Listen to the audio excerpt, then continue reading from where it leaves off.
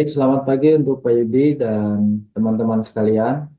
Pada hari ini kami akan membawakan topik 4, yaitu perencanaan keuangan jangka pendek atau short term financial planning. Sebelumnya, perkenalkan, nama saya adalah Trisnoval dengan NIM akhir 123. Saya Diana Puspitasari dengan NIM akhir 12. Lalu saya Anggreni Monica Melisa dengan NIM akhir 122. Saya John Feridamani dengan NIM akhir 121.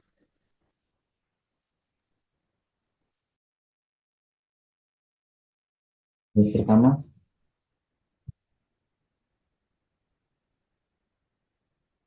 pada slide pertama adalah pengelolaan keuangan jangka pendek, sering disebut juga dengan pengelolaan modal kerja. Apa itu pengelolaan modal kerja? Yaitu eh, yang pertama adalah modal kerja kotor atau working capital, yaitu seluruh aktiva lancar. Yang kedua, modal kerja bersih atau net working capital, di mana itu adalah aktiva lancar dikurangi dengan hutang lancar. Ini mengacu ke konsep likuiditas. Gambaran paling komprehensif yang bisa menunjukkan posisi likuiditas perusahaan adalah menganalisis anggaran kasnya atau kas budget. Yang ketiga, kebijakan model kerja suatu perusahaan meliputi yang pertama, penentuan target level setiap kategori aktiva lancar. Yang kedua, bagaimana aktiva lancar dibiayai atau dibelanjai. Slide. Di sini ada laporan posisi keuangan per 31 Desember dalam jutaan dolar. Yang pertama itu adalah kas dan setara kas 10 juta dolar, kemudian piutang usaha 375 juta dolar, kemudian persediaan 615 juta dolar, yang dimana hasil dari semua itu tadi ditambahkan atau dijumlahkan kemudian menjadi total aset lancar, yaitu 1 miliar juta dolar. Kemudian untuk pabrik dan peralatan itu diturunkan dari total aset lancar, kemudian aset lain tidak ada, lalu total aset tetap yaitu 1.000 dari yang total aset lancar tadi, kemudian ditotalkan menjadi total aset 2 miliar dolar. Modal kerja ini perlu dikelola agar perusahaan tidak mengalami kekurangan modal, sebab kekurangan modal dapat menyebabkan perusahaan tidak dapat memenuhi kewajibannya, seperti membayar utang, usaha atau pajak, dan juga supaya perusahaan dapat meningkatkan laba. Karena semakin besar jumlah modal kerja yang semakin tinggi, perputaran modal kerja, maka akan semakin tinggi pula laba yang diperoleh oleh perusahaan. Slide. Ini adalah cash conversion cycle. Adalah lamanya waktu antara pembayaran kas untuk pengadaan bahan untuk produksi atau bahan baku ditambah dengan tenaga kerja sampai dengan penerimaan kas dari produk yang dijual. Siklusnya yaitu di perusahaan manufaktur, yang pertama ada perusahaan menagih piutang usaha, kemudian jadilah kas. Kemudian yang kedua, perusahaan membeli persediaan secara kredit dan untuk proses produksi. Yang ketiga, siklus 2 memunculkan hutang usaha atau account payables. Kemudian yang keempat, perusahaan membayar tunai hutang usahanya. Kemudian yang kelima, perusahaan menggunakan bahan baku dan tenaga kerja dalam proses produksi untuk menghasilkan barang jadi. Kemudian perusahaan menjual barang jadi secara kredit. Kemudian yang terakhir adalah siklus 5, memunculkan hutang usaha atau piutang usaha.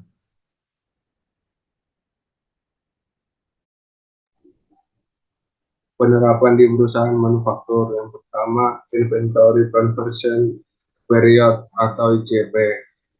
Rata-rata lama waktu atau dalam satu hari yang diperlukan untuk merubah bahan menjadi produk jadi dan menjualnya. Misalnya, rata-rata persediaan 2 juta US dollar dan penjualan tahunan 10 juta dengan asumsi 1 tahun sama dengan 360 hari maka penjualan per hari sama dengan 27.777.78 US dollar. Atau dengan rumus ICP sama dengan rata-rata persediaan per penjualan per hari sama dengan 2 juta US dollar per 27.778 US dollar sama dengan 72 hari. Kedua, Receivables Collection Period atau RCP. Rata lama waktu dalam satuan hari yang diperlukan untuk merubah piutang usaha atau account receivables menjadi kas. Misalnya, rata piutang usaha sama dengan 666.667 US dollar dan penjualan tahunan 10 juta US dollar dengan asumsi 1 tahun sama dengan 360 hari, maka penjualan per hari sama dengan 27.777.78 US dollar.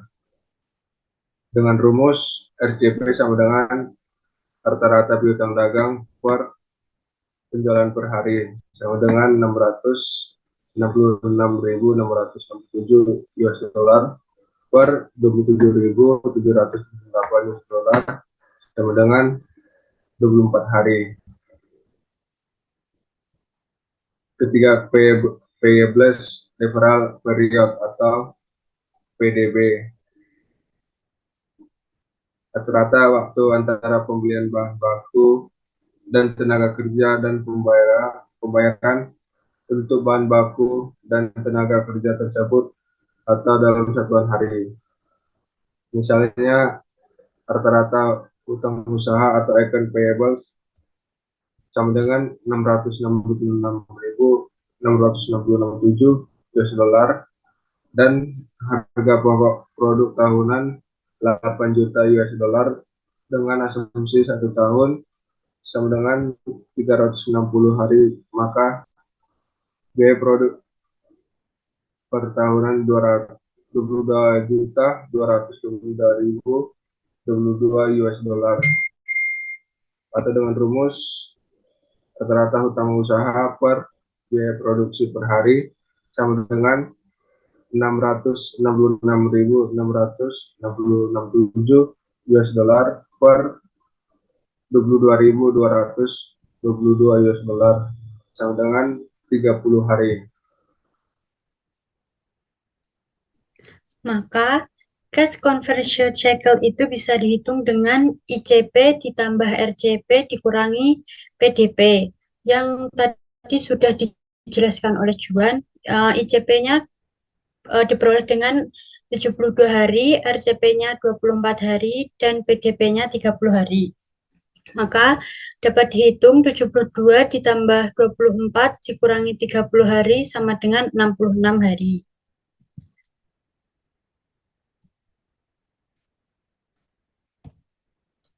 Nah, lalu gambarnya menjadi seperti berikut. ICP 72 hari itu artinya rata-rata waktu yang dibutuhkan untuk merubah bahan baku itu menjadi barang produk yang jadi dan siap untuk dijual. Lalu RCP-nya itu ada 24 hari, yaitu rata-rata waktu yang dibutuhkan untuk merubah utang itu menjadi kas. Lalu pada PDP-nya itu adalah rata-rata waktu dalam pembelian bahan baku atau tenaga kerja. Jadi 30 hari itu artinya kita itu membayar kas bahan baku dan tenaga kerjanya dengan diperoleh CCC-nya yaitu 66 hari.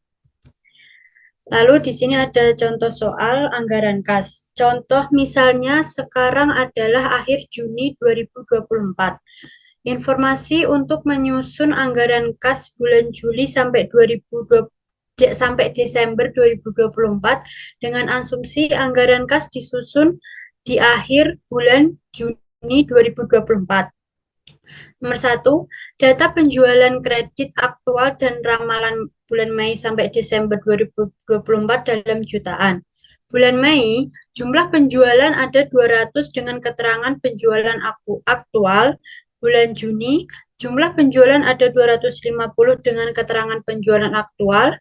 Bulan Juli, jumlah penjualan ada 300 dengan keterangan ramalan penjualan. Bulan Agustus, jumlah penjualan 400 dengan keterangan ramalan penjualan. Bulan September, ada jumlah penjualan 500 dengan keterangan ramalan penjualan. Bulan Oktober, jumlah penjualan ada 350 dengan keterangan ramalan penjualan.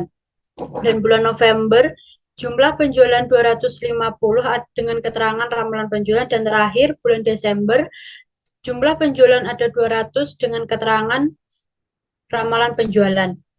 Ramalan penjualan piutang oleh pelanggan. A. 20% pelanggan akan membayar pada bulan pengambilan kredit. Kepada mereka akan diberikan diskon 2%. B. 70% pelanggan akan membayar pada 1 bulan setelah bulan pengambilan kredit. Mereka diberi diskon. Mereka tidak diberi diskon. Yang C. 10% pelanggan akan membayar pada 2 bulan setelah bulan pengambilan kredit. Mereka tidak diberi diskon. Yang kedua, biaya membeli bahan baku yang diperlukan untuk produksi senilai 70% dari penjualan. Pembelian ini akan dilakukan 1 bulan sebelum bulan penjualan dan akan dibayar pada bulan penjualan itu. Jika ramalan penjualan Juli sebesar 300, maka di bulan Juni akan dibeli bahan baku sebesar 210 atau 70% dikali 300. Jumlah biaya beli dengan harga 210 ini akan dibayar pada bulan Juli. Yang ketiga, pada awal bulan Juli diasumsikan kas di tangan sebesar 15. Keempat, target kas minimal yang harus ada di tangan sebesar 10 per bulan. Jika kurang dari jumlah itu, maka perusahaan harus meminjam hutang.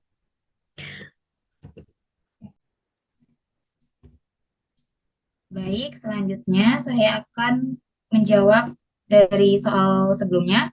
Maka, anggaran kas Juli sampai dengan Desember 2024 sebagai berikut. Untuk kolom yang pertama, yaitu penerimaan dan pengeluaran kas. Jadi, di sini yang pertama, penjualan kredit berdasarkan tabel informasi yang sebelumnya, yaitu kita tulis di bulan Mei 200 juta, di bulan Juni 250 juta, Juli 300 juta, Agustus 400 juta, September 500 juta, dan Oktober 350 juta, November 250, dan Desember 200 juta. Itu berdasarkan tabel yang sudah ada di soal. Lalu untuk penerimaan kas dari penjualan, nomor 2-nya pada bulan penjualan. Jadi pada bulan tersebut. Untuk perhitungannya, 0,2 ini didapatkan dari 20% yang ada di soal sebelumnya, yaitu yang A. 20% itu 20 per 100 sama dengan 0,2 dikali 0,98. 0,98 ini dapat dari mana? Dapat dari potongan diskon yaitu 2%. Jadi asumsinya perusahaan itu ada diskon 100%. Nah, karena kita memberikan potongan kepada pelanggan, jadi 100 itu dikurang 2 sama dengan 98%. Jadi 98 per 100 sama dengan 0,98 dikali penjualan bulanan.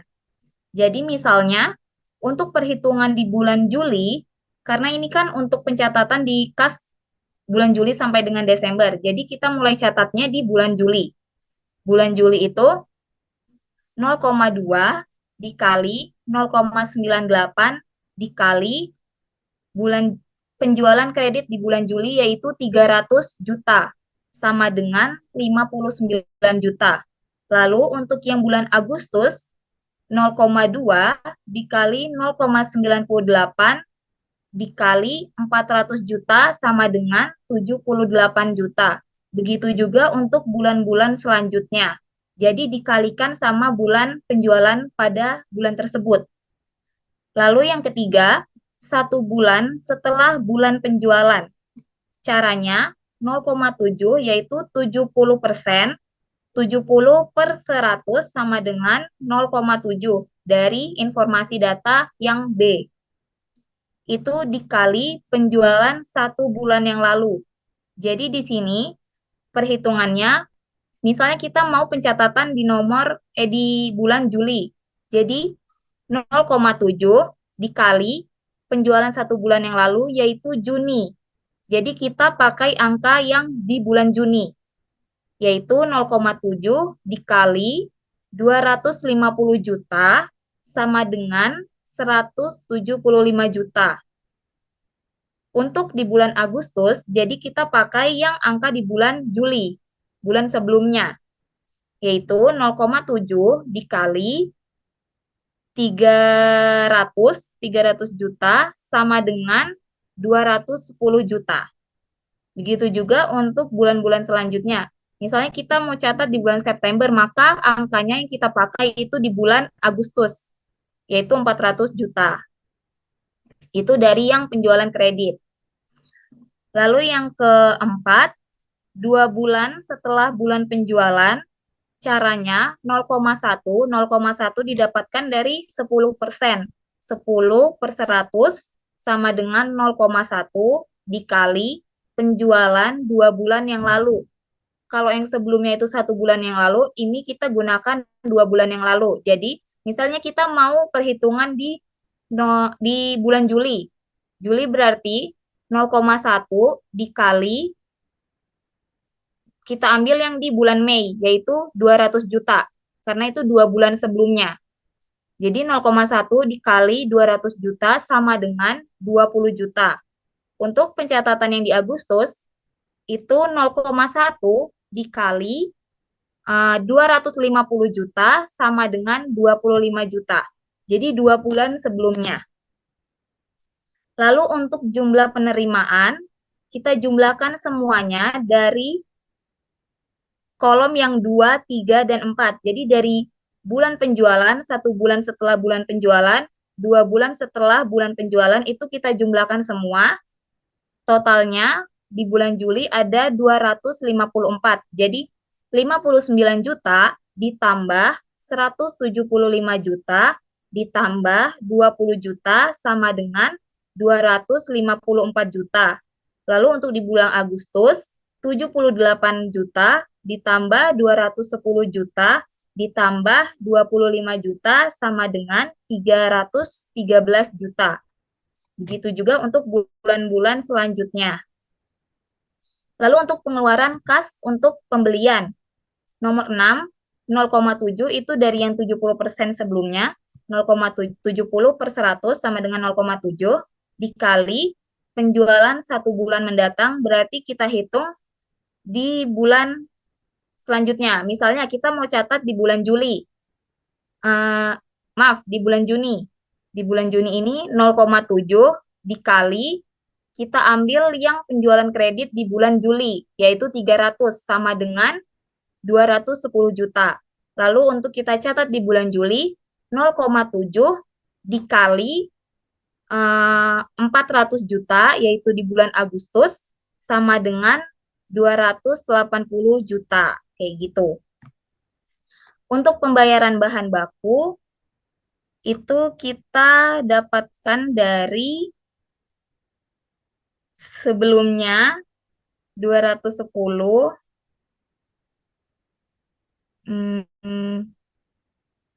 Coba ke slide sebelumnya.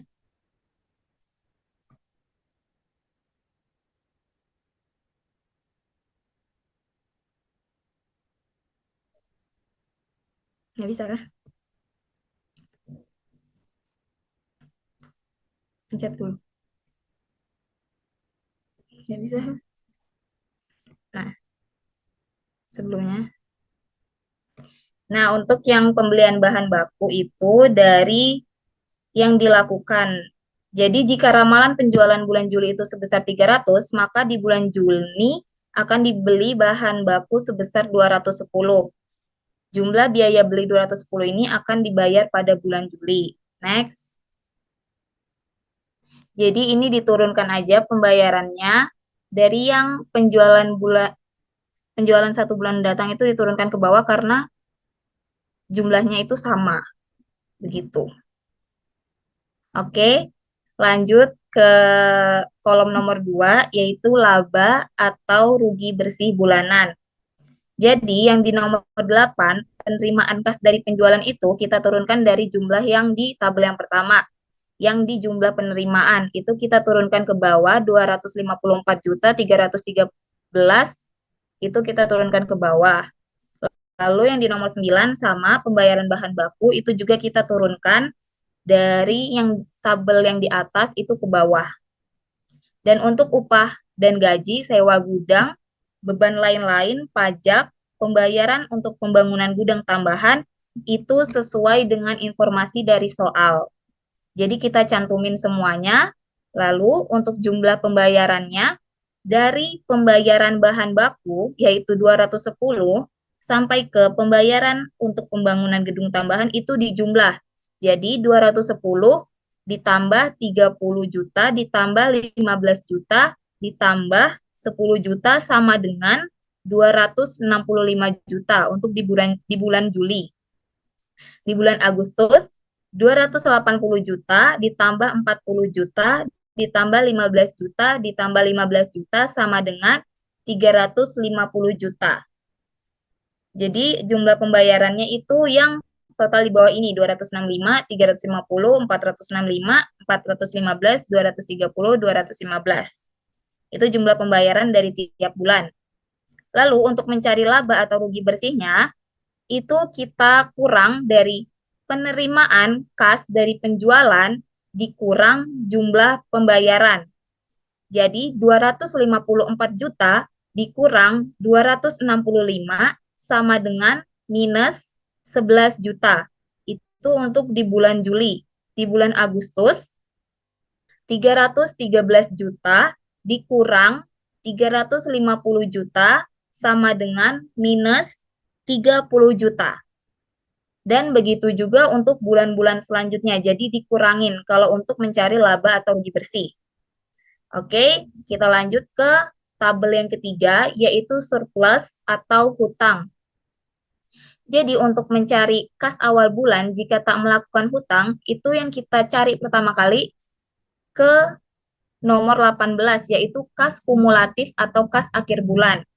Jadi asumsinya kan di kas awal bulan itu ada 15 juta.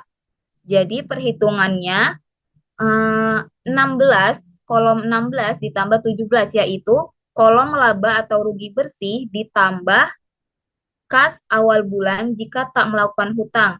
Jadi minus 11 ditambah 15 sama dengan 4 juta.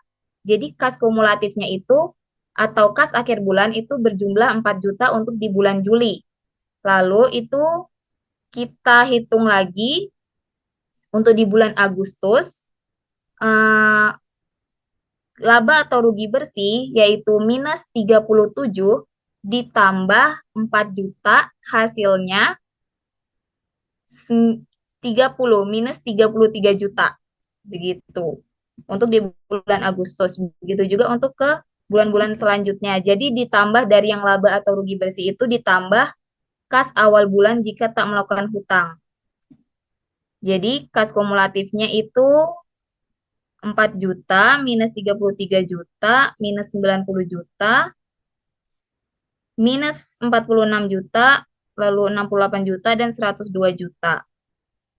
Begitu. Dan yang kolom ke-19, yaitu target kas minimal itu sesuai dengan soal, yaitu yang asumsinya ada 10 juta setiap bulannya. Dan untuk nomor 20, surplus kumulatif atau pinjaman diperlukan, caranya kolom 18 dikurang 19, yaitu kas kumulatif atau kas akhir bulan dikurang target kas minimal.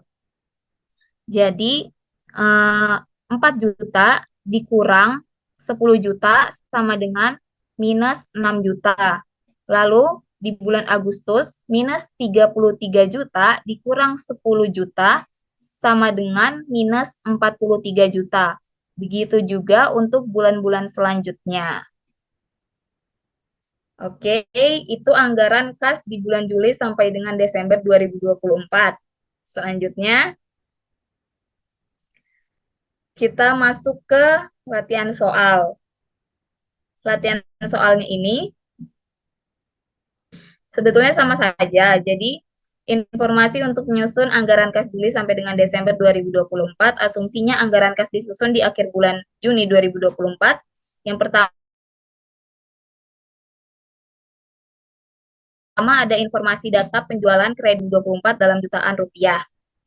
Pada bulan Mei itu jumlah penjualan 350, keterangan penjualan aktual. Di bulan Juni 400 juta dengan keterangan penjualan aktual. Di bulan Juli 450 juta dengan keterangan ramalan penjualan. Di bulan Agustus 550 juta dengan keterangan ramalan penjualan. September jumlah penjualan 575 juta dengan keterangan ramalan penjualan. Oktober jumlah penjualan 600 juta dengan keterangan ramalan penjualan. Di bulan November jumlah penjualan 625 juta penjualan, dan di bulan Desember 700 juta dengan keterangan ramalan penjualan. Jadi ramalan pelunasan piutang oleh pelanggan di nomor A yaitu 15%, pelanggan akan membayar pada bulan pengambilan kredit. Kepada mereka akan diberikan diskon 1,5%. Lalu di B 65%, pelanggan akan membayar pada 1 bulan setelah bulan pengambilan kredit, mereka tidak diberi diskon. Dan di C 15% pelanggan akan membayar pada 2 bulan setelah bulan pengambilan kredit, mereka didenda 5%. Lalu untuk informasi yang kedua, biaya membeli bahan baku yang diperlukan untuk produksi senilai 65% dari penjualan. Pembelian ini akan dilakukan 1 bulan sebelum bulan penjualan dan akan dibayarkan pada bulan penjualan tersebut. Jadi jika ramalan penjualan bulan Juli ya sebesar 300 juta, maka di bulan Juni akan dibeli bahan baku sebesar 150 atau 65% dikali 300. Jumlah biaya beli 150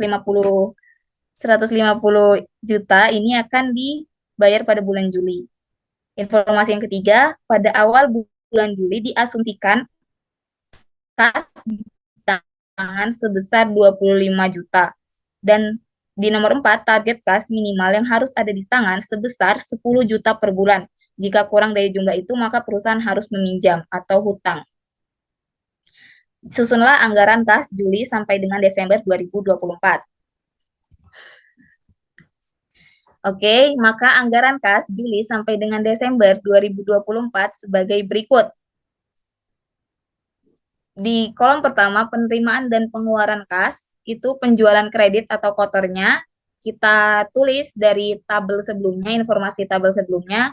Bulan Mei 350, bulan Juni 400 juta, Juli 450, Agustus 550, September 575, Oktober 600, November 625, Desember 700 juta. Lalu untuk penerimaan kas dari penjualan, di nomor 2 pada bulan penjualan 0,15 itu dapat dari 15%, 15 per 100 sama dengan 0,15 dikali 0,985 itu dapat dari misal 100% diskonnya kan, terus diberikan potongan kepada pelanggan 1,5. Jadi 100% dikurang 1,5% sama dengan 98,5%. Dijadikan desimal 98,5 per 100 sama dengan 0,985 dikali penjualan bulanan. Jadi 0,15 dikali 0,985 dikali penjualan di bulan Juli yaitu 450 juta sama dengan 66 juta. Ya, 66 juta. Lalu di bulan Agustus juga sama, 0,15 dikali 0,985 dikali 550 yaitu pada bulan tersebut sama dengan 81 juta. Begitu juga untuk bulan selanjutnya. Jadi acuannya ada di penjualan kredit pada bulan tersebut. Lalu yang ketiga, 1 bulan setelah bulan penjualan. Caranya 0,65 dari 65%, 65/100 sama dengan 0,65 dikali penjualan 1 bulan yang lalu. Seperti soal sebelumnya, berarti kita ambil yang 1 bulan yang lalu. Misalnya, 0,65 dikali, untuk kita pencatatan di bulan Juli, maka kita ambil yang 400, yang di bulan Juni, 400 juta, sama dengan 260 juta. Untuk pencatatan di Agustus, kita ambil di bulan Juli, yaitu 450. Jadi 0,65 dikali 450 juta sama dengan 293 juta. Gitu juga untuk sesudahnya, untuk bulan-bulan selanjutnya. Lalu yang keempat, 2 bulan setelah bulan penjualan, 0,15 dapat dari 15%, 15/100 sama dengan 0,15 dikali 1,05. Jadi asumsinya, karena di sini pelanggan itu dapat dikenakan denda 5%, jadi 100 ditambah 5, jadi 105%. Dijadikan desimal, jadi 105/100 sama dengan 1,05. Dikali penjualan 2 bulan yang lalu, berarti kita ambil 2 bulan sebelumnya. Contohnya, 0,15 dikali 1,05 dikali, berarti di bulan Mei, untuk pencatatan bulan Juli, kita ambil di bulan Mei, yaitu 350 juta sama dengan 55 juta. Untuk di bulan Agustus, kita ambil pencatatannya berarti di bulan Juni, yaitu 400. Jadi 0,15 dikali 1,5 dikali 400 juta sama dengan 63 juta. Gitu. Lalu kita jumlahkan semuanya penerimaannya, kita tambahkan dari 66 juta ditambah 260 ditambah 55 juta sama dengan 382 juta untuk penerimaan di bulan Juli. Dan di bulan Agustus, 81 juta ditambah 293 juta ditambah 63 juta sama dengan 437 juta. Dan di bulan-bulan selanjutnya juga begitu dijumlahkan. Lalu untuk pengeluaran kas untuk pembelian, yaitu 0,65 dari 65%, 65/100 sama dengan 0,65 dikali penjualan 1 bulan mendatang atau bulan selanjutnya. Jadi misal kita pencatatan di bulan Juni. Jadi 0,65 dikali 450 yaitu dari bulan Juli sama dengan 293. Nah, untuk di bulan Juli kita ambil 0,65 dikali 550 dari bulan Agustus sama dengan 358 juta. Jadi dikali dengan penjualan 1 bulan mendatang. Untuk pembayaran bahan baku itu sama, diturunkan ke bawah. Jadi jumlahnya sama. Lalu yang kedua, tabel yang kedua, laba atau rugi bersih bulanan. Jadi penerimaan kas, yaitu jumlah penerimaan itu kita turunkan ke bawah. Ya, ini 382 juta itu kita turunkan. Lalu untuk pembayaran bahan baku juga kita turunkan dari 293 kita turunkan ke bawah. Nah, untuk upah dan gaji itu sampai ke pembayaran untuk pembangunan gudang tambahan itu informasi dari soal sebelumnya.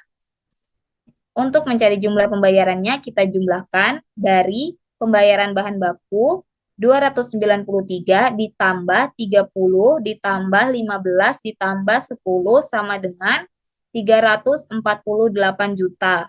Untuk jumlah pembayaran untuk di bulan Juli. Dan untuk di bulan Agustus, 358 ditambah 40 ditambah 15 ditambah 15 sama dengan 428 juta untuk jumlah pembayaran di bulan Agustus. Begitu juga untuk di bulan selanjutnya. Dan untuk mencari laba atau rugi bersih yaitu penerimaan kas dari penjualan dikurang jumlah pembayaran yaitu 382 dikurang 348 sama dengan 34 juta untuk laba atau rugi bersih di bulan Juli. Untuk yang di bulan Agustus berarti 430 juta dikurang 428 sama dengan 9 juta. Lalu yang ketiga, yaitu surplus atau hutang. Kas awal bulan jika tak melakukan hutang itu sudah ada saldonya sebelumnya di bulan Juli itu 25 juta. Jadi perhitungan untuk selanjutnya kita mulai dari yang nomor 18 yaitu kas kumulatif atau kas akhir bulan. Yaitu 16 nomor 16 ditambah 17 yaitu laba atau rugi bersih ditambah kas awal bulan jika tak melakukan hutang. Misalnya untuk di bulan Juli 34 ditambah 25 sama dengan 59 juta. Lalu untuk di bulan Agustus 9 ditambah 59 sama dengan 68 juta.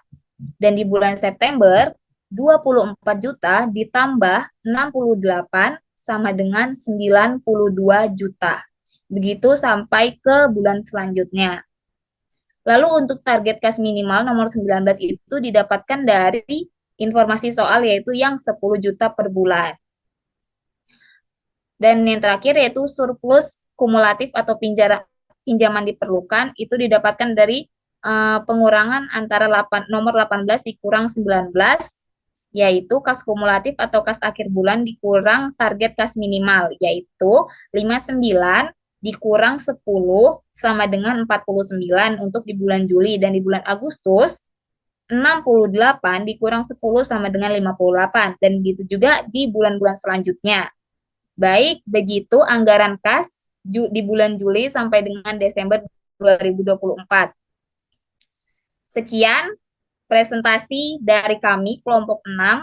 Mohon maaf bila dalam penyampaian kami atau perhitungan kami ada kekeliruan atau kesalahan. Mohon dimaafkan. Kami akhiri. Selamat siang Pak Yudi dan teman-teman sekalian.